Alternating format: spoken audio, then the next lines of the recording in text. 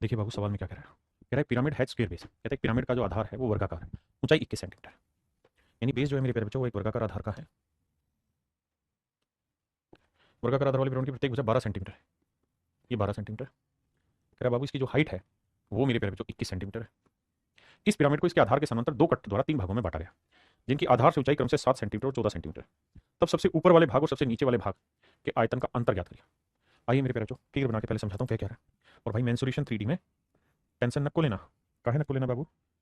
काहे के बहुत दिक्कत हो रहा है।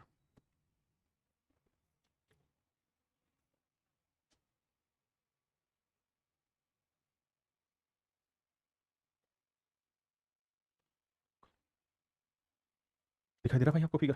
ठीक है।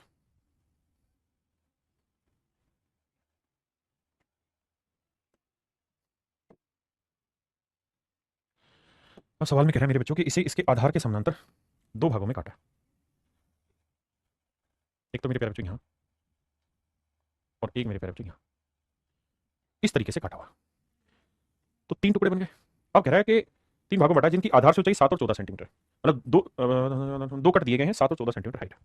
मतलब मेरे प्यारे बच्चों ये जो हाइट है यहाँ से, ये अगर 7 सेंटीमीटर है तो यहाँ से यहाँ तक की हाइट है 14 सेंटीमीटर, तो ये वाली जो हाइट है ये भी 7 सेंटीमीटर है। आपने कहा जी बिल्कुल सही बात है। और मेरे बच्चे पूरे पिरामिड की जो हाइट थी वो कितनी थी? 21 सेंटीमीटर। तो ये वाली जो हाइट होगी मेरे प्यारे बच्चों ये होगी, पूरी 21 थी तो ये 7 है, ये 7 है, तो ये भी कितनी होगी? 7 सेंटीमीटर। अब कहानी को बारीकी से समझाता हूँ। अगर आप सच मायने में देखें तो इनकी हाइट का रेशियो 1:1 यानी 2, 3। अब मेरे प्यारे बच्चों एक बात हो ना, साइड की लेंथ 1 है तो इसका वॉल्यूम 1 का क्यूब 1 होगा। साइड की लेंथ 2 है तो इसका वॉल्यूम 2 का क्यूब 8, 8 में से गया 7 आया। यहाँ साइड की लेंथ 3 है तो 3 का क्यूब 27, 27 में 7 काट गया तो 19 आया।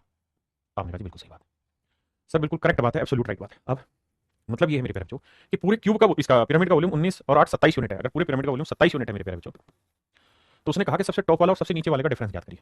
तो 19 में क्या 18 यूनिट की वैल्यू आपको बतानी क्या होगी, ये आपका सवाल है। अब हमें निकालना होगा पूरे पिरामिड का वॉल्यूम। तो पिरामिड का वॉल्यूम होता है क्या? 1/3 into base area into height. तो मेरे बच्चे वॉल्यूम होता है 1/3 बेस एरिया, बेस है वर्ग 12 का वर्ग 144 गुना हाइट है 21, 3 से काटा 7, तो इसका वॉल्यूम आया पूरी फिगर का 144 गुना 7।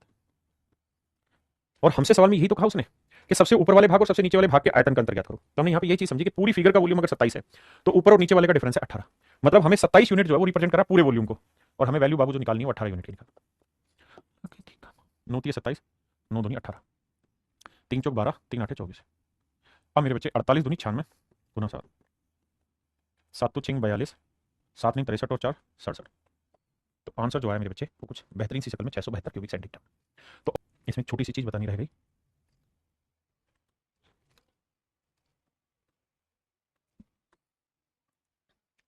देखिए मेरे प्यारे बच्चों, सवाल में ये कह रहा है कि किसी पिरामिड का आधार एक आयत है जिसकी लंबाई व चौड़ाई 18 सेंटीमीटर व 10 सेंटीमीटर है। यदि पिरामिड की ऊंचाई 12 सेंटीमीटर हो तो कुल पृष्ठीय क्षेत्रफल ज्ञात करो। जी आपका सवाल बिल्कुल ठीक है कि रेक्टेंगल पे तो पिरामिड हमारे सिलेबस में ही नहीं है। मेरे बच्चे बिल्कुल भी नहीं है, लेकिन ये सवाल टेस्ट सीरीज वगैरह में बहुत पूछा जाता है, इसलिए इसे मैं समझा रहा हूँ। आइए एक बार समझिए। देखिए यार, सवाल में कह रहा है जी एक रेक्टेंगल है हमारे पास और उस रेक्टेंगल की साइड है 18 × 10, यानी ये साइड मेरे प्यारे बच्चों 18 है तो ये वाली साइड है 10। कहता है जी इसके ऊपर एक पिरामिड बनाएगा। मैंने यहाँ बना के दिखाया मेरे प्यारे बच्चों, पिरामिड रेक्टेंगल के ऊपर ये साइड की लेंथ 18 और इस साइड की लेंथ 10। अब आप जानते हैं इसके अंदर इन सर्कल तो बनेगा नहीं, बिल्कुल ठीक है। अगर इन सर्कल नहीं बनेगा ना मेरे प्यारे बच्चों, तो जहां दोनों डायगोनल मिलेंगे वो सेंटर होगा। आपने कहा ये बात भी सही है। और सेंटर से ये वाली जो लेंथ होगी कितनी हो जाएगी मेरे प्यारे बच्चों? 5। ये होगी 5। तो मेरे बाबू मैं यहां से सामने वाली लाइन पे, यानी यहां से एक अल्टीट्यूड खींच देता हूं बिल्कुल सेंटर, कोई दिक्कत नहीं। अब मेरे बच्चे एक बात बताना, यहां से ये वाली जो लेंथ होगी ये क्या होगी जी? सर ये वाली लेंथ होगी 5। तो मेरे प्यारे बच्चों ये लेंथ होगी 5। हाइट सवाल ने रखी 12। सवाल खुद कह रहा है कि भाई पिरामिड की जो हाइट है वो कितनी है? 12 सेंटीमीटर। अब एक बात बताना, ये 12 है ये 5 है, तो यहां से बाबू अगर मैं इसको मिला दूं तो ये इसकी क्या हो गई? स्लेंट हाइट होगी। इस वाले फेस की आप कहेंगे बिल्कुल स्लेंट हाइट हो गई। तो मेरे बाबू अब एक बात बताना, 5 20 है, ये 12 है, तो ये वाली लेंथ कितनी आएगी? 13। बिल्कुल ठीक, ये वाली लेंथ आएगी 13 मेरे बच्चे। यानी इसका मतलब ये हुआ कि अगर मैं इस वाली दीवार पे, अगर मैं इस वाली बेस पे दीवार बनाऊंगा पिरामिड की, तो ऐसे दीवार बनेगी। ध्यान देना यही दीवार तो उठ के, मतलब आपको दिखाई नहीं दे रही, यही दीवार तो उठ के पिरामिड बना रही थी, है ना? तो इस दीवार को मैंने फ्लैट कर दिया। अब इसकी जो स्लेंट हाइट निकल के आई मेरे प्यारे बच्चों वो कितनी आ गई? 13। अभी निकाल के दिखा इसकी स्लेंट हाइट कितनी निकल के आ गई? 13। बेस है 18, इस स्लेंट हाइट 13 है, तो मेरे प्यारे बच्चों इस दीवार का एरिया कितना होगा? तो आप कहेंगे हाफ इंटू 18 गुना 13। अब जितना एरिया इस दीवार का होगा उतना ही एरिया इस वाली दीवार का होगा, तो इंटू 2 कर दे रहा हूं। 2 से 2 कट जाएगा तो आंसर आएगा 18 गुना 13। 18 गुना 13 104, 13 कम 13 और 10 23, 234। ऐसे ही मेरे बच्चे जब मैं इस वाली दीवार को लूंगा जब मैं इस वाली दीवार को लूंगा मेरे प्यारे बच्चों, तो यहाँ से यहाँ तक की डिस्टेंस लेनी पड़ेगी मुझे। आप कहेंगे कितनी आएगी, तो मेरे बच्चे ये पूरी लेंथ कितनी है 18, तो ये वाली लेंथ कितनी है सर, ये वाली लेंथ है 9, तो ये वाली लेंथ आएगी मेरे प्यारे बच्चों 9, बिल्कुल ठीक है, ये इसके ऊपर परपेंडिकुलर होगा। और जो यहाँ से इसको मिलाते हुए लाएंगे,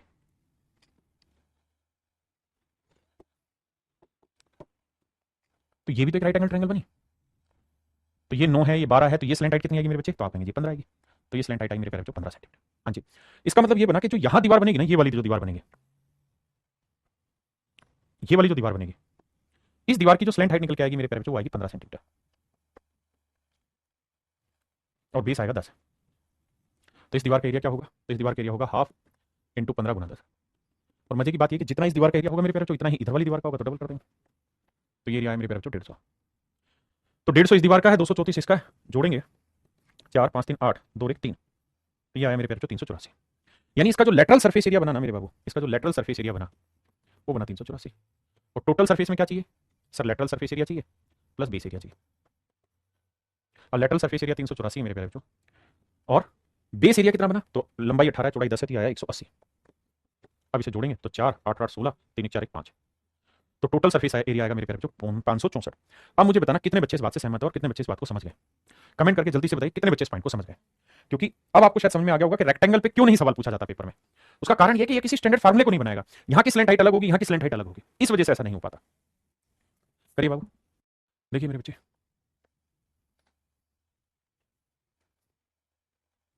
कह रहा किसी पिरामिड का आयतन ज्ञात करो जिसका आधार 2√3 सेंटीमीटर भुजा वाला एक सट हो जाए और पिरामिड की ऊंचाई 15 सेंटीमीटर। मेरे बच्चों बेस जो है वो एक हेक्सागन होता है ये वाला।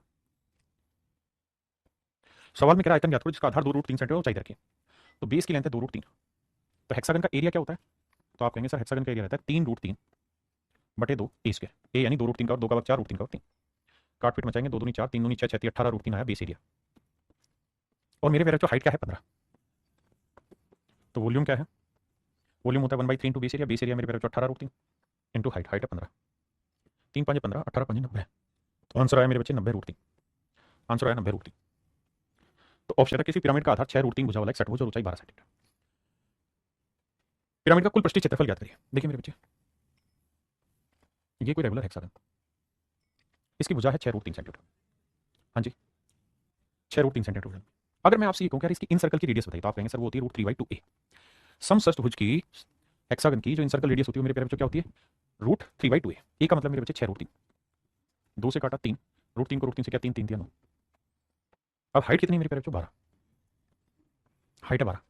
तो कहता है पिरामिड का टोटल सरफेस एरिया बताइए। अब आप जानते हैं कि एल स्क्वायर बराबर होता है मेरे प्यारे बच्चों H square plus R square. अब एच की वैल्यू है 12, तो 12 का वर्ग, आर की वैल्यू है 9, तो 9 12 15 ट्रिपलेट होता है, तो एल की वैल्यू आई मेरे प्यारे बच्चों 15। बिल्कुल ठीक है। तो सवाल में कह रहा पिरामिड का टोटल सरफेस एरिया बताइए, तो भैया टोटल सरफेस एरिया होता है lateral surface area, lateral surface area होता है हाफ इंटू बेस पेरीमीटर। तो एक साइड 6√3 है, तो 6 भुजाओं का जोड़ क्या होगा 36√3, और मेरे प्यारे बच्चों लेटरल हाइट कितनी है 15, तो half into base perimeter into slant height plus में base area. Base area hexagon का निकालेंगे तो क्या आएगा सर 3√3 बटे 2 ए स्क्वायर, ए यानी 6√3 का और 6 का वर्ग 36 और √3 का वर्ग 3। अब आइए आगे 18 15 18 होता है 270√3, 2 से कटा 18, 3 3 9 18 में 162√3, जोड़ेंगे मेरे प्यारे बच्चों √3 आया 2 7 6 13 2 1 3 4, तो आंसर आया मेरे बच्चे 432√3। यानी मेरे प्यारे बच्चों ऑप्शन बी जो होगा वो मेरा करेक्ट आंसर, ऑप्शन बी मेरे प्यारे बच्चों आपका करेक्ट आंसर। हाँ जी, of side this and having slant height this. मेरे प्यारे बच्चों इसकी साइड है 4√3 सेंटीमीटर, तो मेरे प्यारे बच्चों सबसे पहले इसकी सर्कल रेडियस निकालेंगे तो वो आएगी √3/2a, ए की वैल्यू 4√3, 3 दूनी 6, तो इन सर्कल रेडियस आ गई 6।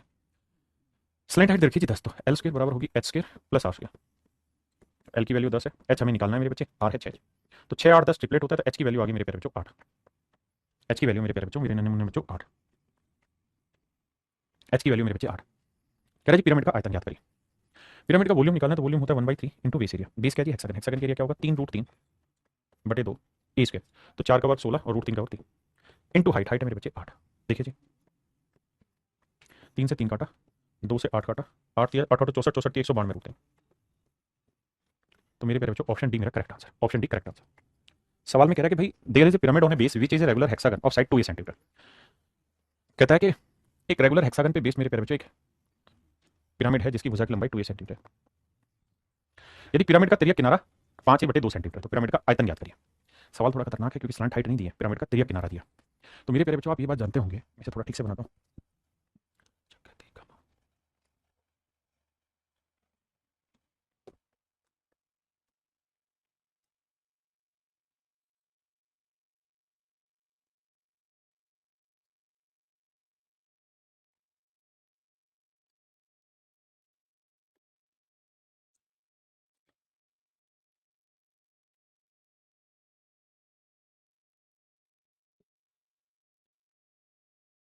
देखिए मेरे प्यारे बच्चों, ये रेगुलर हेक्सागन है।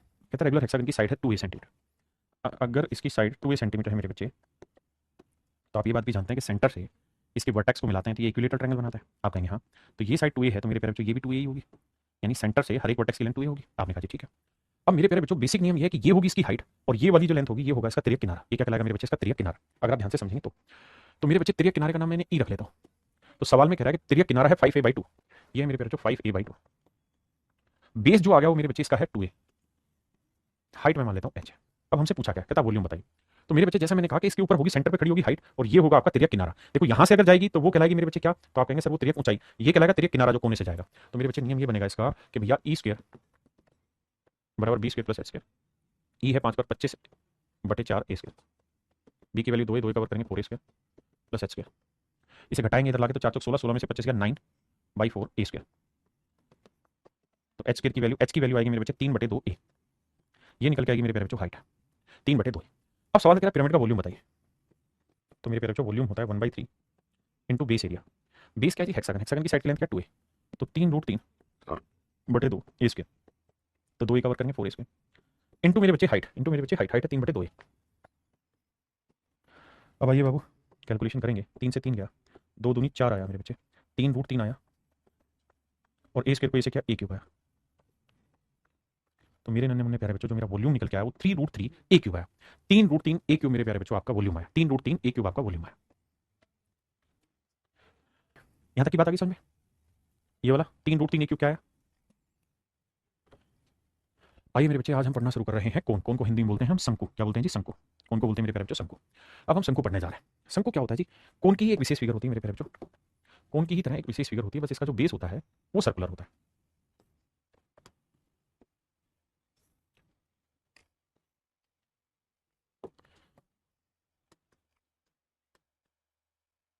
तो मेरे प्यारे बच्चों मान लेते हैं इसकी बेस रेडियस जो है वो r। ये वाली इसकी मेरे बच्चे क्या होगी? हाइट होगी। ये क्या होगी? जिसकी स्लैंट हाइट होगी। तो बाबू कहने का मतलब यहाँ पे ये है कि l² जो होगा वो बराबर होगा h² प्लस r²। दूसरी चीज, इसका जो वॉल्यूम होगा वो होगा 1/3 इंटू बेस एरिया। बेस क्या है सर? सर्कल के एरिया क्या होगा? πr² इंटू हाइट, तो 1/3 πr²। मेरे प्यारे बच्चों अगर मैं आपसे कहूँ lateral surface area, curve surface area बताइए क्या होगा? तो वो होगा मेरे बच्चे क्या?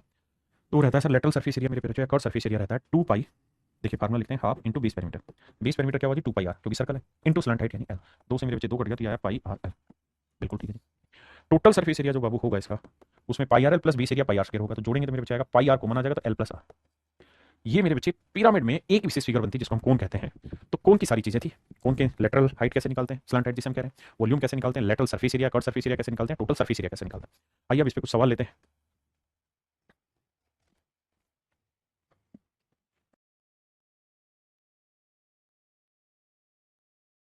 मेरे बच्चे इसका वक्र पृष्ठीय क्षेत्रफल, ठीक है। सवाल में कह रहे किसी शंकु का वक्र पृष्ठीय क्षेत्रफल इसके आधार क्षेत्रफल से डबल है, यानी इसका जो लेटरल सरफेस एरिया है वो मेरे प्यारे बच्चे इसके बेस एरिया से डबल है, यानी πr² से डबल है। तो कहता है शंकु का अर्धशीर्ष कोण ज्ञात करिए। यार यूं करते हैं आज इतना ही रखते हैं, आज मन नहीं हो रहा पढ़ाने का, आज नहीं रखते हैं, कल करेंगे भाई। कल लंबी क्लास रखिए, इस पूरी कहानी को अच्छे से समझाऊंगा तरीके से ना। अभी थोड़ा थकावट ज्यादा हो रही, तो आज के लिए मेरे प्यारे बच्चे इतना ही रखते हैं। Thank you, have a nice day, धन्यवाद आप सभी का।